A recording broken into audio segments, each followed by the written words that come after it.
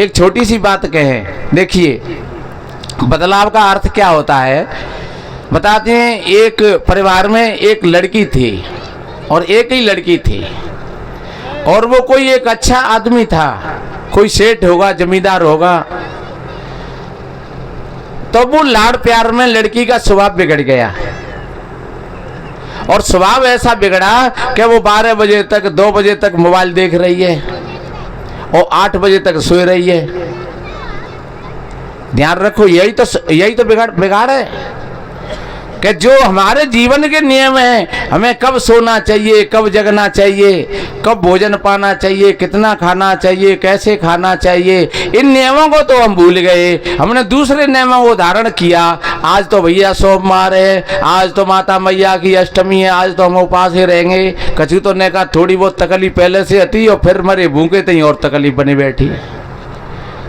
इसलिए आप उन नियमों को भूल गए जो होने चाहिए, और जो नहीं है आप उनमें लग पड़े, ये भूल हो गई। तो वो लड़की सो रही है, खा लो तो खा लो, सो रही है तो सो रही है, कोई जगाने वाला नहीं, कोई कहने वाला नहीं, और कहती है तो फिर सीधी लड़ने के लिए आ जाती है। सेठ जी को बड़ी चिंता थी कि हम तो झेल रहे हैं, लेकिन कल ये दूसरे घर जाएगी तो फिर क्या होगा। और वही हुआ, जब उसकी शादी हो गई तो वहाँ जाकर के भी और वही लड़ाई शुरू हो गई। सासू माँ से लड़ाई, पति से लड़ाई, ससुर से लड़ाई, सो रही है तो सो रही है और मोबाइल देख रही है 12 बजे नो, 2 बजे नो, 8 बजे तक सो रही है। और ये ध्यान रखो, ये नियम कहता है हमको शाम को 10 बजे से पहले ही सो जाना चाहिए और 4 और 5 के बीच में खटिया को छोड़ देना चाहिए। ये नियम कहता है। आप इस नियम को अपनाओगे, आपके जीवन की कली खिलती चली जाएगी। ये नियम है। एक दिन का तो गजब हो गया कि बताती है कि 8 बज रहे और बहू सो रही।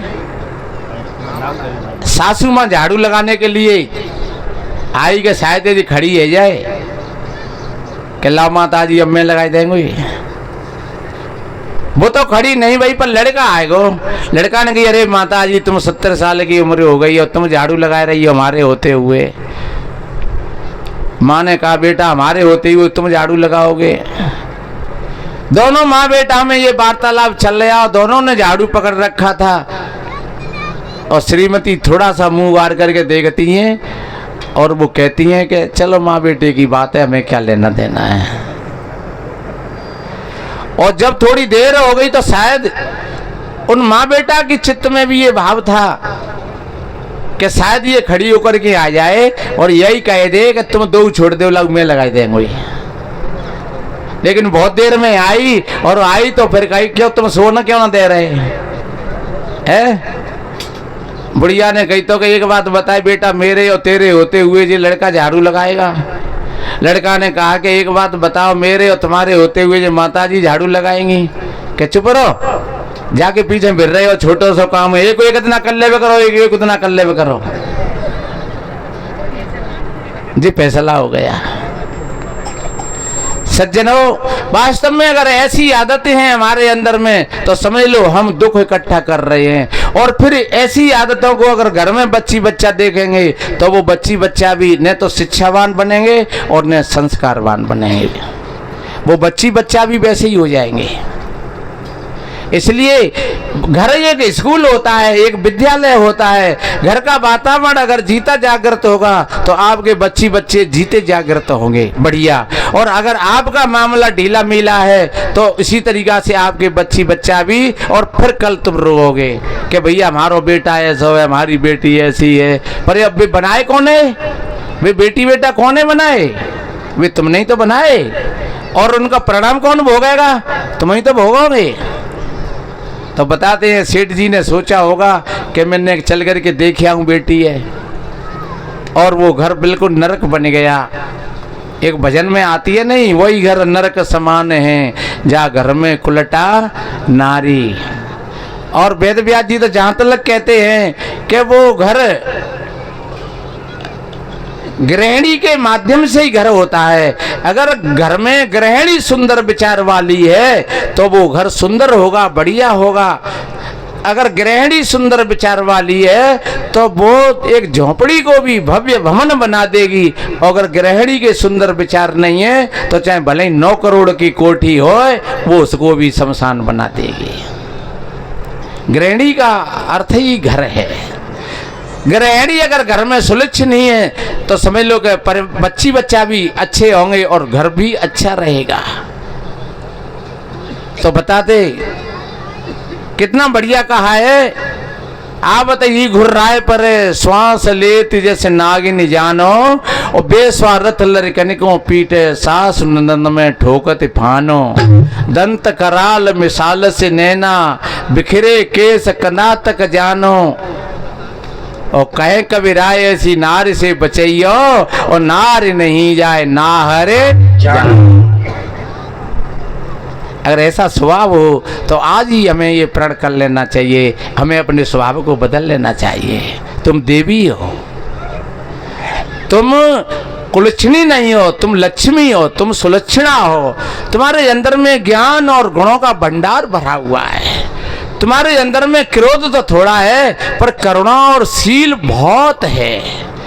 अज्ञान तो बहुत थोड़ा है, तुम्हारे भीतर में ज्ञान बहुत है पर उसका उपयोग तो करके देखो। थोड़ा भीतर की आंख तो खोल करके देखो। तुम कोई मूर्ख नहीं हो, अज्ञानी नहीं हो, बेवकूफ नहीं हो। सतगुरु कबीर साहब जी ने तो जहां तक कहा है, जाके आंगन नदी आव है सो कैसे मरे पिपास।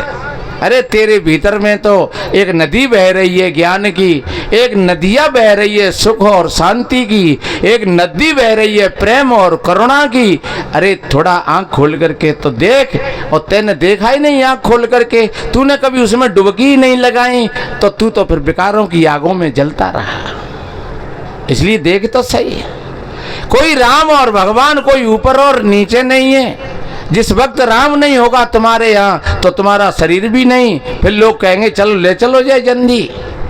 अरे तुम ही तो राम हो, तुम ही तो सीता हो, तुमसे अलग कहीं कोई राम और सीता नहीं है।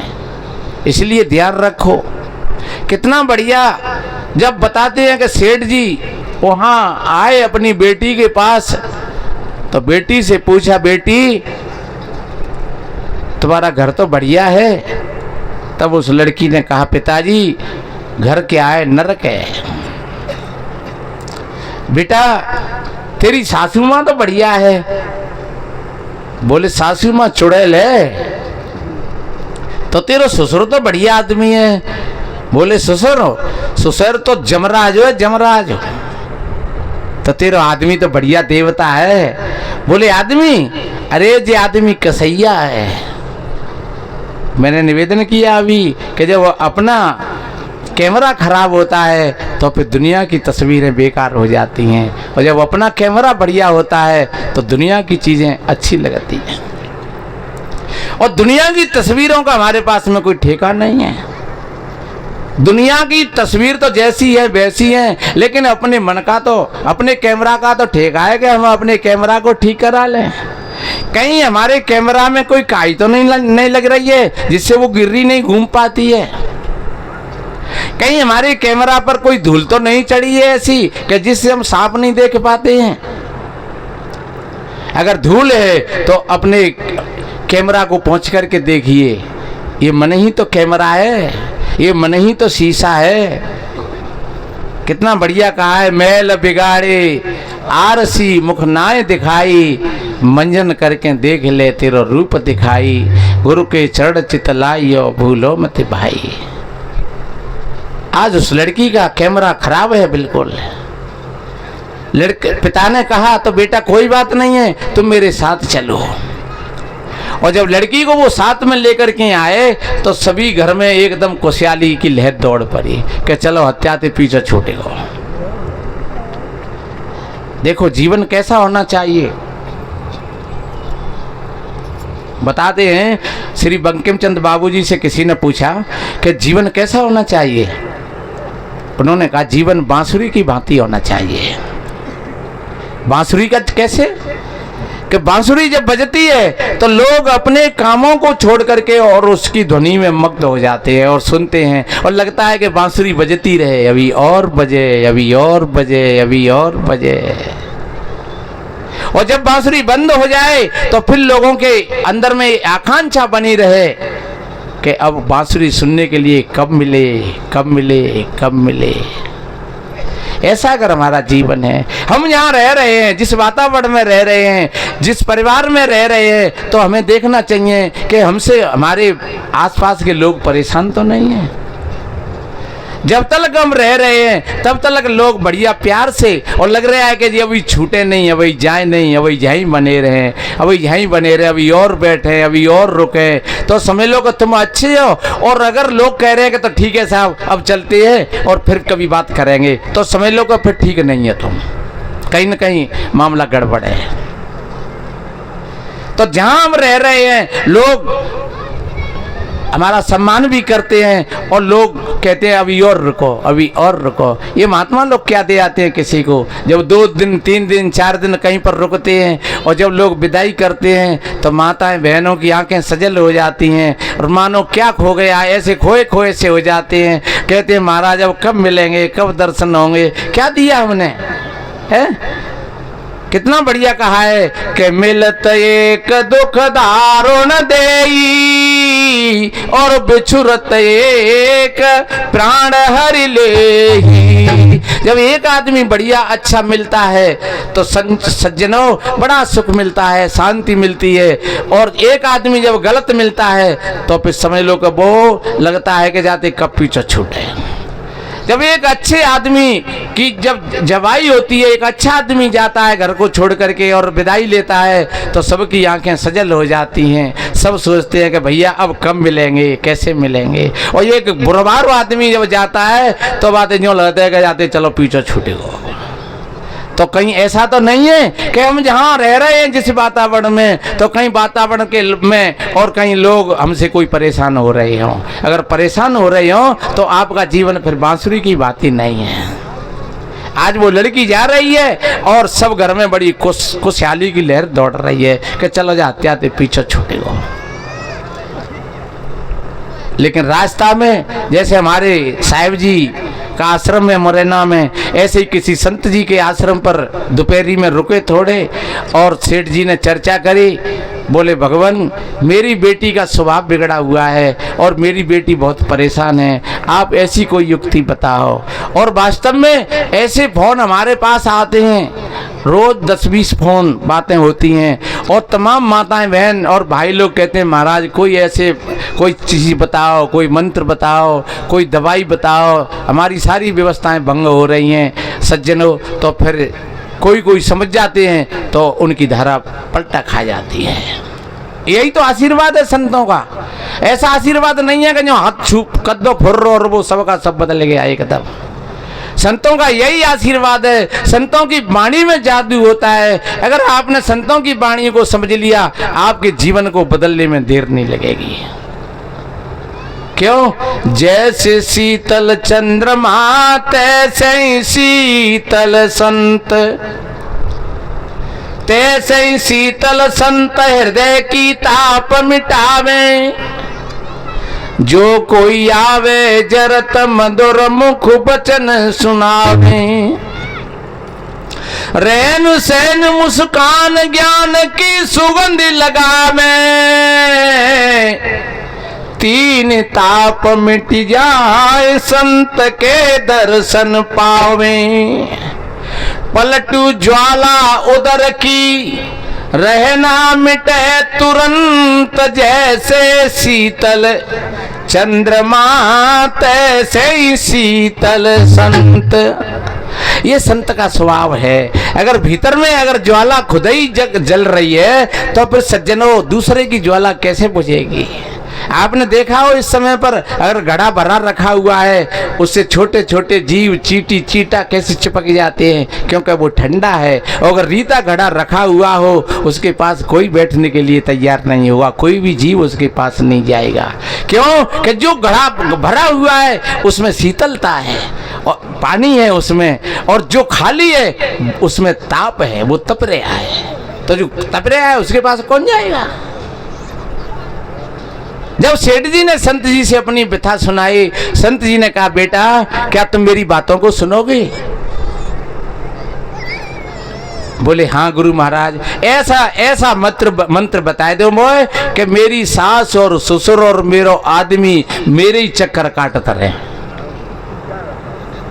बेटा वही हम मंत्र बताएंगे, तुम्हारी सासू माँ, तुम्हारा ससुर और तुम्हारे पति वो तुम्हारी ही चक्कर काटते रहेंगे, लेकिन क्या तुम हमारी बातों को मानोगी। बोले हाँ गुरु महाराज हम जरूर मानेंगे। तो ठीक है बेटा, आप कुछ दवा होती है और कुछ परहेज होता है। आप दवा तो खा रहे हो लेकिन परहेज नहीं करोगे तो बीमारी ठीक नहीं होगी। दवा के साथ साथ परहेज भी होना चाहिए। तो गुरुजी ने कहा बेटा आप अपनी जीवनचर्या को संभालिए बढ़िया अच्छी तरीका से, और मैं आप सभी भाई बहनों से निवेदन करता हूं आप भी अपनी जीवनचर्या को संभालिए। अगर संभलिए तो आप सौभाग्यशाली हो, और अगर नहीं संभलिए तो फिर आप संभाल लोगे तो आप सौभाग्यशाली नहीं, आप परम सौभाग्यशाली बन जाओगे। तो बेटा तुमको 9:30-10 बजे सो जाना चाहिए, सब कामों को छोड़ करके, और मोबाइल देखो 10-5 मिनट देखो, 20 मिनट देखो, आधा घंटा देखो, और उस मोबाइल में भी देखो तो बढ़िया अच्छी चीजें देखो, क्योंकि जामे तो सब कचरा भरा हुआ है। उसमें भी देखो तो अच्छी चीज देखो, बढ़िया चीज देखो जिससे हमारा जीवन अच्छा बने। अच्छा इतिहास देखो, अच्छे महापुरुषों की कहानी सुनो, अच्छे महापुरुषों की वाणी सुनो, अच्छा जीवन चरित्र बनाओ। और बेटा 4 बजे जग जाओ, 4 बजे जग करके अपनी सासू माँ के पैर छुओ, अपने ससुर साहब के पैर छुओ, उनसे आशीर्वाद लो। आप भी लेना, कितना आशीर्वाद मिलेगा देखो तुम। अगर आप 6 महीना ऐसा करके देख लो, आपके जीवन में शांति की धारा बहेगी। आप करके देखो। मैंने शाम को कहा कि अभिवादन एक शील है, अभिवादन शीलस्य वो वृद्धोपसेवना नित्यम वर्धन्ते चत्वार आयुर्विद्या यशोबलम। ये 4 चीज मुफ्त में मिलती है, उम्र बढ़ जाती है और आत्मबल जागृत होता है, विद्या आती है और यश और कीर्ति फैलती है। ये आशीर्वाद से मिलता है। तो अपने सास ससुर से आशीर्वाद लो। शाम को अपने सास ससुर के पास बैठ लो थोड़ी देर, 10 मिनट के लिए, ज़्यादा नहीं तो। और जो भाई लोग हैं उनको भी अपने माता पिता के पास, क्योंकि वृद्ध अवस्था में माता पिता को धन की जरूरत नहीं है, वो केवल तुम्हारे प्यार की जरूरत है। आप कहीं से आए हो, धंधा करके आए हो, नौकरी करके आए हो, और अपनी माँ के पास अगर आप आध घंटा बैठ लिए, समझ लो कि उसका हृदय शीतल हो गया, ठंडा हो गया है। वो तुम्हारी दिन भर इंतजार करती रही, पिता तुम्हारा दिन भर इंतजार करता रहा, और तुम सीधे जाकर के घुस गए और जाकर के उनकी बात भी नहीं पूछी, तो समझ लो कि उनकी आत्मा तड़पड़ा रही है। वो क्या मांग रहे हैं तुमसे? वो पैसा नहीं मांग रहे हैं, वो कपड़ा भी नहीं मांग रहे हैं, वो खाने पीने की भी इच्छा नहीं है उनकी। बस तुम 10-20 मिनट बैठ करके और प्यार की बात कर लो, ने पीठे सहराए दे, ने पान मसक दे। आहा, तुम अमीर बन गए, दुनिया के अमीर बन गए तुम, अगर माता पिता की जी सेवा कर ली। जैसे अब देखो आप मंदिरों में जाते हो, अब जाकर देखो तुम बड़े बड़े मंदिरों में तो ठाकुर जी महाराज पे कूलर चल रहा होगा, सर्दी में रजाई उड़ा देते हैं, बढ़िया कपड़ा पहनाते हैं, और जब जाते हैं पूजा करवे तो मिठाई को डिब्बा ले जाते हैं और दीपक ले जाते हैं। पर एक बात हम आप भाई बहनों से पूछते हैं, कभी साल में 6 महीना में अपने बड़े बूढ़े डोकई डोकरा और थकत पे बैठा रहे, नहलाए धुलाए गए, नए कपड़ा पहनाए गए, और अपने हाथों से बर्फ भी खवाइए कबू, एक माला पहनाइए कबू है। अरे कबू उनके पैर छुए हैं इस तरीका से, और नहीं छुए तो फिर तुम कैसे पुजारी हो? फिर तो तुम नकली पुजारी हो, जो कभी बोले नहीं, खावे नहीं, पीवे नहीं, चाले नहीं, लेवे नहीं, देवे नहीं, तामे तुम्हारी इतनी आस्था, और जिसने सब कुछ दे करके छोड़ दिया उसकी तरफ तुम्हारा ध्यान भी नहीं है, तो सच्चे पुजारी बन जाए। महात्मा जी ने कहा बेटा सवेरे ही आशीर्वाद लो और अपने घर को शुद्ध बढ़िया बना करके रखो, अपने बर्तनों को बढ़िया शुद्ध बाहर और भीतर से पवित्रता बनाओ पूरी की पूरी, बढ़िया अच्छे स्वच्छ कपड़े पहनो और स्वच्छ स्नान करके और फिर रसोई में जाओ, फिर बढ़िया अच्छा स्वच्छता के साथ भोजन बनाओ और पहला भोजन बना करके थाली अपने सास और ससुर को देना, अपने अतिथि और मेहमानों को भोजन पवाना, अपने पति देव को पवाना और तुम भी पाना। और फिर थोड़ी देर बाद अपना कोई छोटा मोटी कोई पुस्तक ले लो, फिर थोड़ा आराम भी कर लो और फिर दिनचर्या को संभाल लो। और बेटा जब कोई कड़वी बात अगर कोई कह भी दे तो सदगुरु दाता बंदी छोर, दया करो दुख मेटो मोर, मौन हो जाओ चुप हो जाओ। आवत गाली एक है लौटत होए अनेक, कहीं कबीर मत लौटिए रहे एक की एक।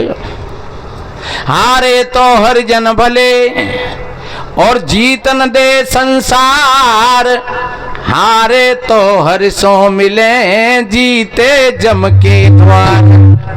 हार जीत की बातों को छोड़ करके सारे वाद विवादों का परित्याग करके, क्यों कि जहाँ कोई वाद आता है सज्जनों बाद में से फिर विवाद तैयार हो जाता है, और जब विवाद शुरू हो गया वहाँ तुमने अपने सत्य से हाथ धो बैठे और धीरे धीरे बोलत बोलत बड़े विकारा, और तुम्हारे भीतर में विकार प्रकट हो गया और विकार प्रकट हो गया और बस वही द्वंद्व शुरू हो गया।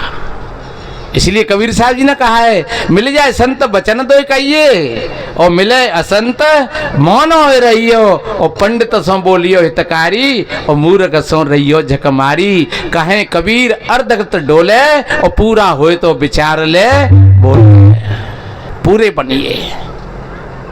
तो उस लड़की ने गुरु महाराज का पूरा उपदेश श्रवण किया और 3 दिन घर पे रह करके और अपने पिताजी से कहा कि पिताजी अब मुझे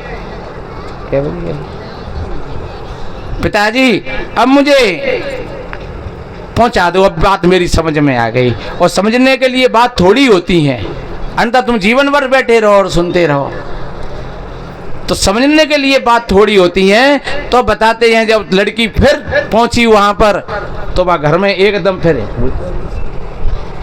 वह घर में फिर विकृति हो गई कि फिर आएगी हत्या ने खाएगी और न खान देगी न सोएगी न सोवन देगी।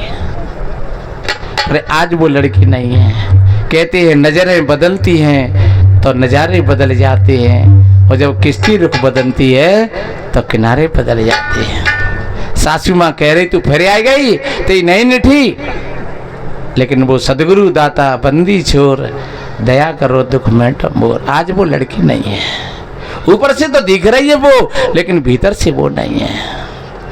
हम भी यहाँ से जाएं तो ऊपर से तो भले ही दिखत रहे वैसे ही, लेकिन भीतर से बदल जाए। घर पे जाएं तो घर वालों को लगे कि माता जी सत्संग सुन करके आई हैं, भैया सत्संग सुन करके आए हैं, बहन जी सत्संग सुन करके आई हैं।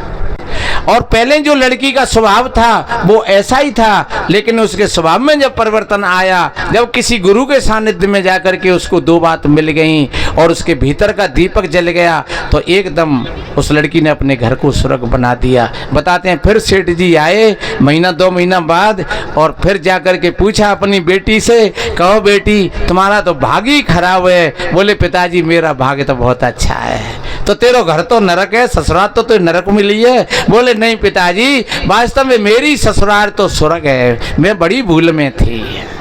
तो तेरी सास तो चुड़ैल है। बोले नहीं पिताजी मेरी सास चुड़ैल नहीं है, मेरी सास साक्षात देवी है। मेरी सासू माँ जैसी तो शायद दुनिया में और कोई होगी नहीं। तो तेरा ससुर तो जमराज है। बोले नहीं पिताजी मेरा ससुर तो धर्मराज है। तो तेरा पति तो कसैया है। बोले नहीं पिताजी मेरा पति साक्षात परमात्मा है। इतना सीधा और देवता, लेकिन मैं ही नहीं समझ पा रही थी। धन्य है ऐसी लड़की के लिए जो एकदम अपने जीवन की धारा को पलट दिया। हम तो निवेदन करते हैं ये सत्संग है सज्जनों, और आप भी ऐसे ही अपने हृदय को पलटो, अपने कैमरा को बढ़िया बना लो। अच्छा आपके घर में सुख और शांति की धारा बहेगी, आपका घर अच्छा बनेगा, सुंदर बनेगा, आपके बच्ची बच्चा शिक्षावान और संस्कारवान बनेंगे और सुख और शांति की धारा बहेगी। मैंने कहा कि सभी संत गुरु जन जो समझा रहे हैं, चर्चा बुलाना मामूड़ता है, बड़े भाग से ऐसा अवसर मिला है, बड़े भाग से ऐसा अवसर मिला है, निरर्थक बिताना मामूड़ता है, निरर्थक बिताना मामूड़ता है। सदा शांत रहती है समता के पीछे, समता न रहती विषमता के पीछे, और विषमता रहा करती ममता के पीछे, ममता बढ़ाना महामूढ़ता है। सभी संत गुरुजन जो समझा रहे हैं, ये चर्चा बुलाना महामूढ़ता है। तो आप सभी भाई बहनों ने बड़ी शांति का परिचय देते हुए और हमारी टूटी फूटी बातों को श्रवण किया। संतों का यही भाव होता है, सर्वे भवन्तु सुखिनः, सर्वे सन्तु निरामया, सर्वे भद्राणि पश्यन्तु मा कश्चित् दुःख भाग भवेत्। सभी के जीवन में आनंद हो, सभी निरोग हो, सभी स्वस्थ हो। इन्हीं शुभ मंगल कामनाओं के साथ और पूज्य साहिब जी की चर्चा और आशीर्वाद और श्रवण करेंगे। आप थोड़ा शांति बना करके रखें। बोलिए सदगुरु कबीर साहिब की जय। साहिब बंद।